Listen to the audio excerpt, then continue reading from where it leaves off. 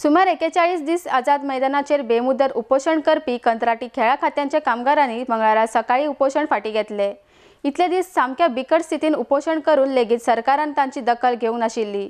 कांय कामगारांची भलायकी लेगीत चिंतना करपा सारकी आसा। हातूंतल्यान कांय कामगारांक तर मलेरिया दुयेंस जावन हॉस्पिटलांत दाखल केल्यात। भाजपा सरकारान खेळा खात्याच्या कंत्राटी कामगारांची दखल घेवंक नाशिल्ल्यान ह्या कामगारांक हे उपोषण फाटी घेवचे पडले। पण मागण्यो जो मेरेन पुराय जायना तो मेरेन सरकारा आड आंदोलन चालूच दवरतले अशी माहिती ॲडव्होकेट अजित सिंह राणे हांणी दिल्या। ह्या कामगारांनी भर पावसात फाटले 41 दीस आझाद मैदानार उपोषण केला। ह्या वेळार संगीता पाटील, मेहक बदामी, तेरेजा फेर्नांडीस, मायकल पॉल आणि विशाल नायक हे कामगार अमरण उपोषणाक बशिल्ले। वायट स्थितीन कामगारांनी उपोषण केल्ले, मात एकूय सरकारी प्रतिनिधीन तांची वासपूस करूंक ना। तशेंच मलेरिया जाल्ल्या कारणान विनोद चोर्लेकार ह्या कामगाराक आयसीयूत भरती केल्लो।